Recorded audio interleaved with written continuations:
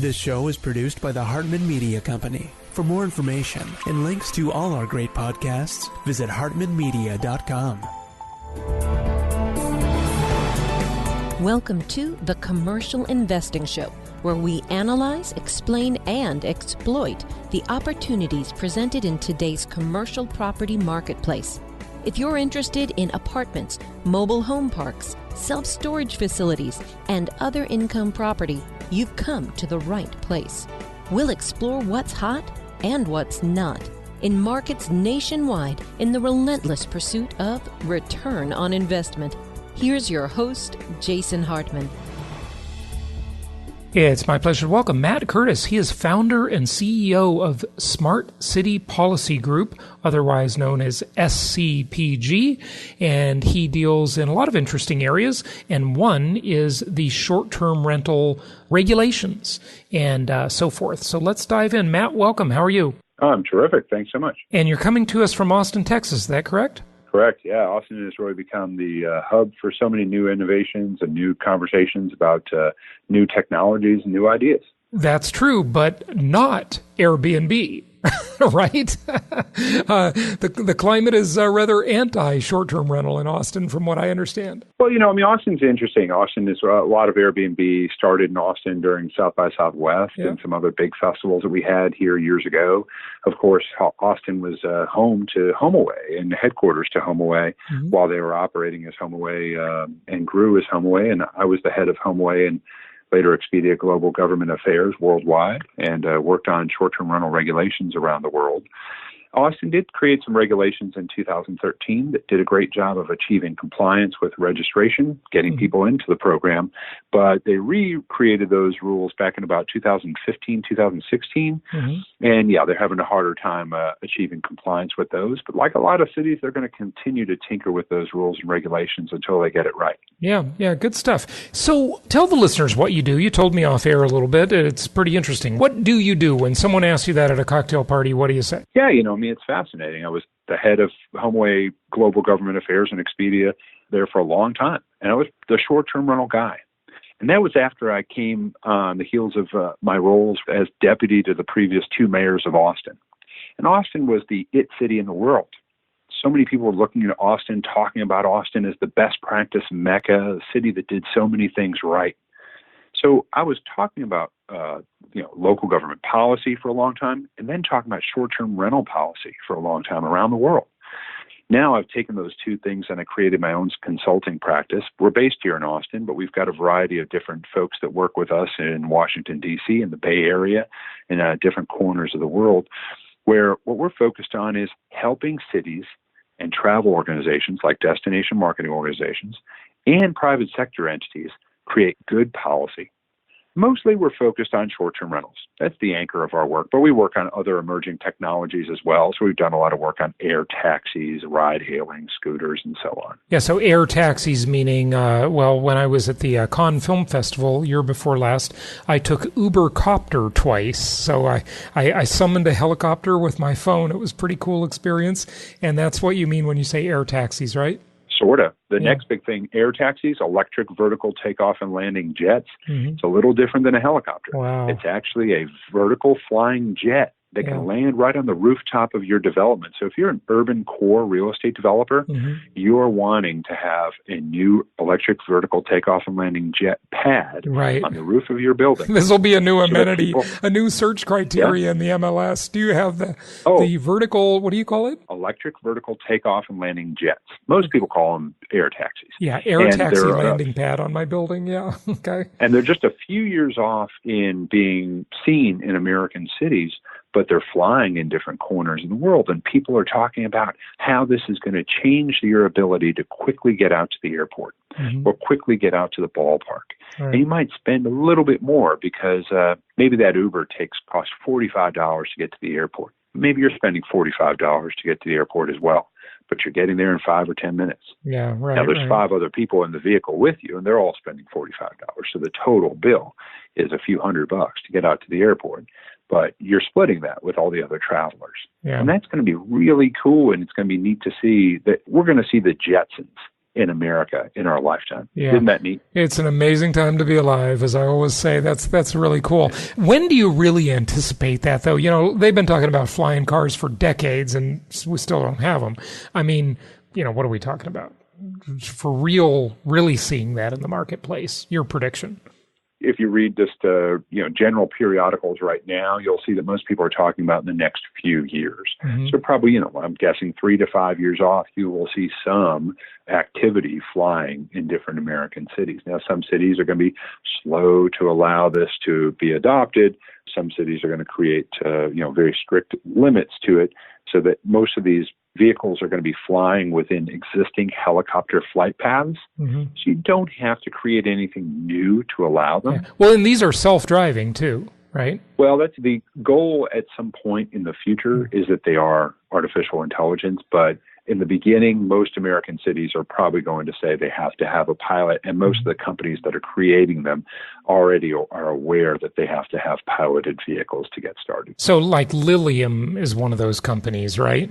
They have the 5-seater all-electric jet air taxi. Amazing. Yeah. Well, we'll see. Can't wait to see that happen. Why is it difficult for cities and, the constituencies there, right? The residents to get their heads around short-term rentals? I mean, I ultimately think even in cities that are in municipalities that resist this, it's going to win. It's kind of like the places that resist ride-hailing, Lyft, Uber, et cetera. It's going to ultimately win, and it's going to be accepted, right? That's your thinking too, I'm guessing, right? Yeah, sure. But I also don't think that most cities are absolutely opposed or on the other side of short-term rentals winning. They're on the side of just trying to figure out what is good policy and how do you create good policy that meets the demand of the community and meets the demand of the travelers. Very few cities have said no to short-term rentals all the way around. Most cities allow some amount of short-term rental activity. The problem that you have is a variety of things. Obviously, the traditional short-term rental industry that had been around for years was professionally managed, vacation rental managed properties in a lot of beautiful destinations that you would like to go. And professional property managers did an incredible job making sure that they were achieving compliance, paying taxes, and following all the rules and regulations. But all of a sudden, the internet allowed people to rent out homes in cities that might not have traditionally been vacation destinations. So that might have brought people to more what I would call cities of interest, places that are cool places to go visit. You normally probably wouldn't pack up the family in the station wagon and drive there, back in the 70s. And now all of a sudden you're able to rent properties in cities of interest, which I still think is important. It's the demand of the traveler. The challenge is that you have not a lot of great practices out there to copy because there aren't a lot of great policies that have achieved compliance. And to be very fair, I think early on we had probably the biggest player in the industry, Airbnb, which might not have been thinking clearly about long-term policy creation. I think there was probably a focus on growing the business. I love Airbnb, and I think they're doing a great job now of working with cities and DMOs on creating good policy. But I think 10 years ago, 8 years ago, 9 years ago, there was probably a lot of discussion around let's create policy in cities like San Francisco, Amsterdam, and New York, and Portland, where primary home short-term rental was allowed, but the traditional vacation or property managed properties were not allowed. And I would argue that the cities probably should have taken the other approach. Allow the professional property managed style properties, because then you're achieving compliance with those folks. And then if you wanted to add on other types of short-term rental activity, you could do that, and certainly should consider doing that. But start with what is the most compliant core, the most compliant kind of center of the atom. Yeah. The thing is, though, we really got to take this from the homeowner's perspective. I remember when I lived in La Jolla, in San Diego, La Jolla, right? I would see signs in so many yards of these high-end homes, a lot of them, homes that had been remodeled and that are all nice and, been torn down and they built McMansions, or houses that are just there in their original state where you can tell that the owners have lived there for decades and decades and decades and they're house wealthy now, right? Signs in the yards that say, this is a neighborhood. It's not for short-term rentals, all kinds of things. And I can see their point of view. Why do they want a bunch of transients next door to them making noise, new neighbors every week? They want a stable neighborhood, right? So you can see it from both sides. Like on one side, I'm a capitalist and I like innovation and, it's a great new idea and a whole new economy really that's been created. But on the other side, if I owned that $3 million house for the last 4 decades and I want to stay there, I don't want to be disturbed by these transients in and out every weekend. Oh, it's tough. I mean, it's really a really tough thing. And I would even go a step further and point out that, we had a global recession. We had a lot of housing stock that wasn't being built the way that it should have been. And we have cities, especially in America, that are operating with 60-year-old zoning codes and planning directives that really weren't addressing the changing demands for city housing stock. So you've got this strain on housing stock, and you've got these folks that you think are invading my neighborhood, and it becomes pretty easy to connect the dots and get to, you're impacting my housing value, you're driving up my property value, sometimes to the point of it's making it difficult for me to afford my property taxes, and you're also limiting the total amount of inventory in a community. Now, I actually don't believe that's true all the time, and I think that studies have shown that while it might be a conversation that is being had, that overall the amount of housing stock that's really being impacted in many communities that are having this conversation, it tends to be less than 1% of the total housing stock and often less than 0.1% of the total housing stock in a community. That's a great point. So let's talk about a couple things there. Number one, from the supply side of the equation. Okay, so I own a lot of rental investment property, regular traditional long-term rental property, right? And I have really liked and tried to sort of move around and live in some different states and cities the past 8 years or so. I just wanted to move around the country and see what it's like in different places to see where I ultimately want to live. And I tell you, when I moved to Florida last year, I wanted to do the same plan I'd been doing since 2011 when I gave up my big house in Orange County, California, and I rented. And I really enjoyed renting because you rent a high-end home, and the rent-to-value ratio is so in favor of the tenant. It's wonderful. But this time, I couldn't find a decent place to rent. I wanted to find a nice high-end rental again and move in and have that rent-to-value ratio very much in my favor as the tenant and own lots of little inexpensive properties that I rent to other people, and the rent-to-value ratio is in my favor as the investor owner, right? So I considered that a nice arbitrage. This time, I couldn't find anything. And my theory is that they'd all been gobbled up by short-term rentals. Everybody's taking their high-end home, turning it into a short-term rental. And I was really discouraged. I had to end up buying a house, right? Which I really didn't want to do. That seemed to be true because I kept looking and looking and looking and, oh, will you rent this one out? No, we just want to do short-term rental. We'll rent it in the summer when nobody wants to come to Florida.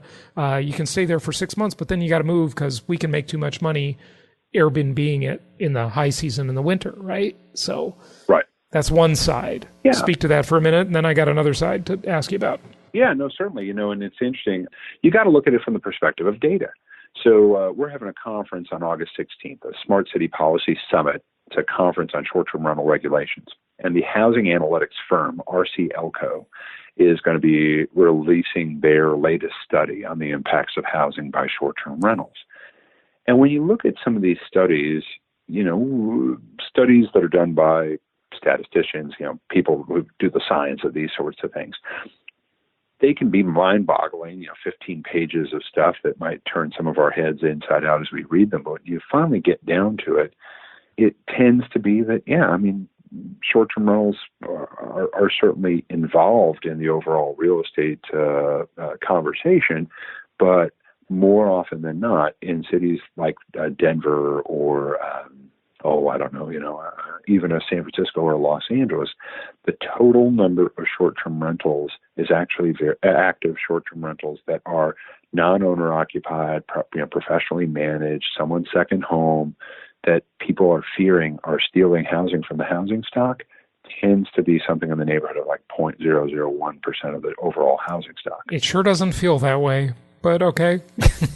Well, so it's challenging because what I think a lot of folks will say it feels like in a Denver, for instance, where you have something in the neighborhood of 400,000 dwellings, is that maybe you had about 400 non-owner occupied or professionally managed short-term rentals when they were having their regulatory conversation back in about 2015. Why it might not feel that way is because you may have another 2,000 owner-occupied primary short-term rentals where you do have stories of people rolling up and down the street with their bags looking for their house. I think the other big important factor to discuss here is if this is the demand of the traveler, where else are we going to send them? Because these people are now looking for the experience of staying in a neighborhood, staying in a nice apartment, staying in a home where they might be able to enjoy a Denver or a Nashville or a Los Angeles for several more days than their typical one-night stay in a hotel, maybe two. Right. You know, the hotel stays in America, the average hotel stays in America was something like 1.2 nights, and the average number of guests was like 1.1. So it's one person staying for a night, maybe two, maybe you're with your partner or spouse. Well, now, when you look at short-term rentals, the average length of stay is like 5.5 nights. You're with 2 or 3 people, so probably a family. And that means a huge economic impact for the community, sure. And, you know, a lot of folks say, well, it's not worth it for the change in my community character. But at the end of the day, families now got the demand for that type of travel, and they're not going to take their wife and their child and stick them back in a small little 160 square foot box of a hotel room for several nights. It's just not going to happen. So how do you create good policy that achieves both? And I think you got to look to good operators that are operating great short-term rentals of all different types that speak to the demand of different travelers, and then create policy that speaks to that. Okay, so a couple things. Number one, what you said may well be true on the stats, but what we find is that, maybe it's, a tiny percentage of the overall housing stock of the country or a given city, for example, or a metro area, but it's concentrated in the prime areas. That's the thing. If you want to live in a prime area, your housing stock has been, I would argue, significantly impacted by this trend. Okay. So that's one thing. You don't even have to respond. It's kind of rhetorical. Okay. But well, actually, no. I would actually like to, because I think there's good. But I've got a whole nother part of that discussion I want to have, which is on your last point.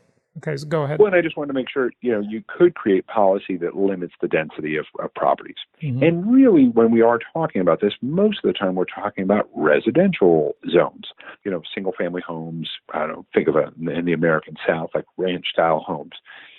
We're probably not really talking so much about commercial mixed-use multifamily, because it seems that there is a consensus from American cities that is a place where short-term rental activity could be allowed.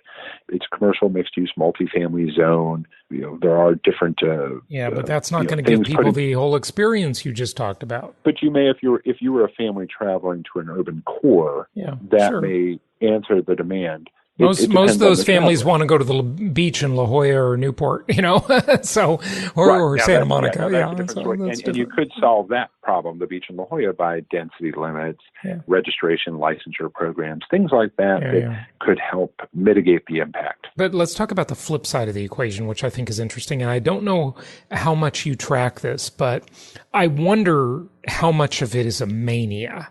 Right? How much of it is just a fad?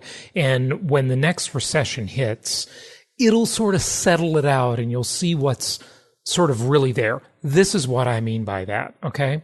If you look at the hotel business and the number of room nights, and you look at the development of hotels, which, Airbnb's 10 years old, give or take, something like that.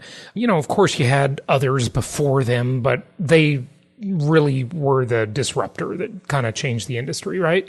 And if you look at the number of hotel nights consumed and you look at the number of beds consumed in Airbnbs or bedrooms, right, consumed in the Airbnb market, you see that there's been a huge increase in both of those numbers coming out of the Great Recession for the last 10 years. Now, is it just that everybody's feeling really rich right now and so they're traveling a lot? Or have we really created a new market, a new type of traveler, a new concept of traveling? And to some extent, I absolutely think we have. And I think you just spoke to that. But the hotels are doing all right. And there's all this additional new market of supply in the short-term rental world. What happens when the recession hits? You know, that has to go away, right? A large part of it. And there's new inventory in hotels as well. I know. There are a lot more hotels. That's what I'm market. saying. Yeah. So everybody's doing well. And I think what you said is true. We have created a world where people understand that travel is as beneficial to them as money. And they want to go enjoy experiences and they want to see the world and they want to take their family. And frankly, it's kind of easy to travel right now. We're also primed to travel through social media and the internet, just giving us greater options and greater insight into different parts of the world that we might not have otherwise ever thought of. So we have created a new type of travel and we have created a new traveler. And the demand is there. The demand is strong. Now, I think if there is another recession of some sort that might kind of have any kind of impact on people's ability to travel or their ability to rent their homes and invest in homes, I see people giving up other things before they give up the joy of life.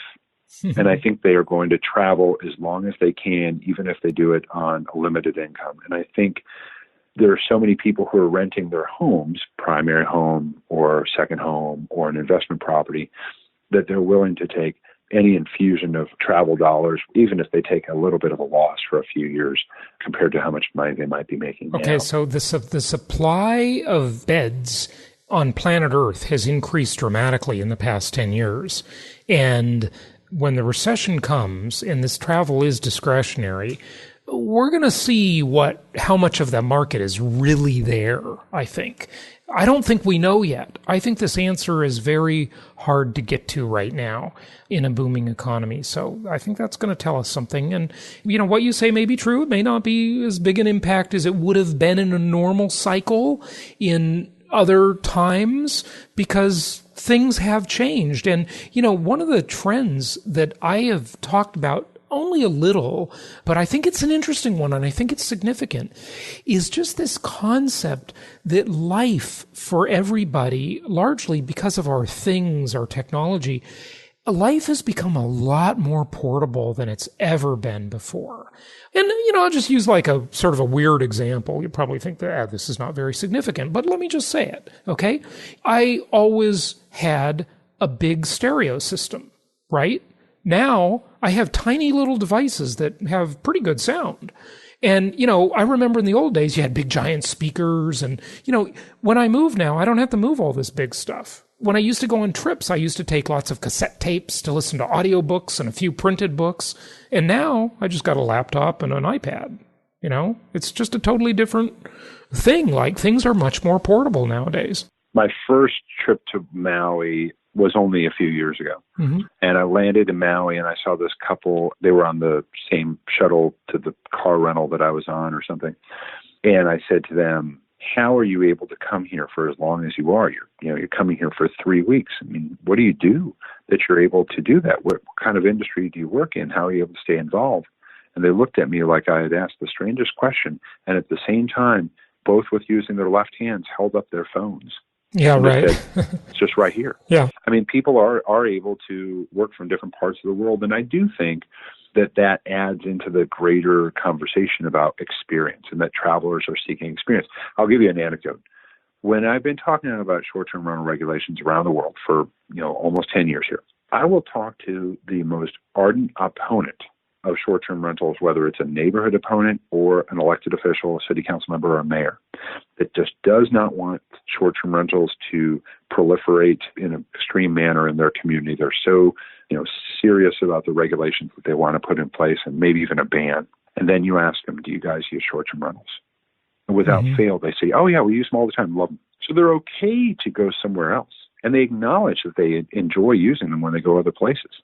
I've been in the most hand-to-hand combat on short-term rental regulations when I was on the side of industry solely. And I was sitting there saying, guys, there's got to be a better solution that creates real compliance and achieves the goals that you want. And, they weren't seeing it that way. And then the minute that discussion, that political dispute was over with, they said, hey, we're going to be going on a trip in the next few weeks. Can you give us some recommendations? Sounds like a typical limousine liberal. It's like, we got a global warming problem, but I love my big SUV. You haven't asked me about hotels, but I travel for work all the time, Yeah. and I stay places for a night or two all the time. Yeah. And I love staying in hotels. I've got a specific brand that I love. Right. I love staying in them. I went out of my way in the last stay in Memphis, just last week, to go out of my way to tell the manager how much I love this brand new hotel that they had just built. Yeah. And the variety of hotel stock that they offer. They are adapting. I had one of the execs from Marriott, what do they call it, vacation homes or something. It's their version of short-term rentals, like, more estate-type properties. But the hotels, just the regular hotels, are providing a lot of different options. So they're adapting too. It's capitalism is great. It allocates resources just beautifully. So it does. It's quite interesting. But I will say, I'm an older man who had a child late in life. And my wife and I, when we travel with this cute little 3-year-old now, my wife, God love her, she will not stay in a hotel room with us for more than one night. She'll put up with a night, but she will not do more than that. She wants to get a short-term rental, and here's why. That child goes to bed at 7. When you put her to bed in a hotel room, your only option, we learned this the hard way, your only option is to either sit on the side of the bed, plug in your iPads, and sit quietly in the dark and hope she falls asleep on the other side of the bed, the baby does. Or you go crowd in the bathroom. Right. Now, folks have told me, you can go get a hotel that's got more than one bedroom, but man, I've only seen that a handful of times. Or in my adjoining life. rooms. And most of the time, it's not really a separated bedroom. It's kind of, I get it. Just got an expanded living room. So my wife likes the short-term rental experience with this child. My wife has one great joy in life, and it is not me. It is her cup of coffee in the morning. Yeah. She loves having a cup of coffee in the morning. And how she makes that coffee is so darn important that I am tested every day, and it's been 5 or 6 years now, and how well I make that coffee kind of gauges how the day goes. Yeah. Where she has the pod, and that's her only option. Yeah. And if that creamer is powdered creamer, and she doesn't have the kind of creamer she wants, I get it. So, the amenities of a home, I totally got it. Yeah. Very interesting. So wrap it all up for us with, where the industry's going, any predictions you want to say, and give out your website. Sure. A couple quick things. I just want to make it real clear. I truly believe that every city has the right to create their own regulations. What I want to make sure is that they are looking at this through the lens of best practices, what works and what doesn't, and creating regulations that achieve compliance and knowing all the different tools that are out there. I was just at the U.S. Conference of Mayors where there was a robust conversation about allowing in larger urban areas for the latitude for short-term rental in mixed-use, multifamily commercial zones, your central business district type zones, knowing, though, that the lower density single-family residence zones might be the greater challenge. So I understand this is unique to different cities. Every city's got their own different challenges, whether it's parking noise, trash, occupancy, insurance inspection, or the millions of other issues that they may have. And so we want to help them go about having this discussion and making these decisions based on what works and what doesn't, based on best practices. And there's not a lot of them out there. So we bring our experience to the table. I work with several other former policymakers that all come from local government. You can find us at smartcitypolicygroup.com. And we have a few former mayors on the team, a former city manager, and some other folks that have great skills to be able to help cities out. We have annual events. You can find those at smartcitypolicysummit.com. We'll be having events in Europe and the United States. And we're even talking to folks out in Asia and the Pacific to bring short-term rental regulatory conversations out there. So look up our events. Look us up. Feel free to ask us any questions. We're here to help. Matt, thanks again for joining us. Thanks so much. I appreciate it. Thank you so much for listening. Please be sure to subscribe so that you don't miss any episodes. Be sure to check out the show's specific website and our general website, hartmanmedia.com, for appropriate disclaimers and terms of service. Remember that guest opinions are their own, and if you require specific legal or tax advice or advice in any other specialized area, please consult an appropriate professional. And we also very much appreciate you reviewing the show.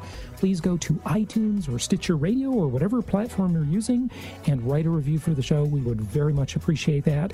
And be sure to make it official and subscribe so you do not miss any episodes. We look forward to seeing you on the next episode.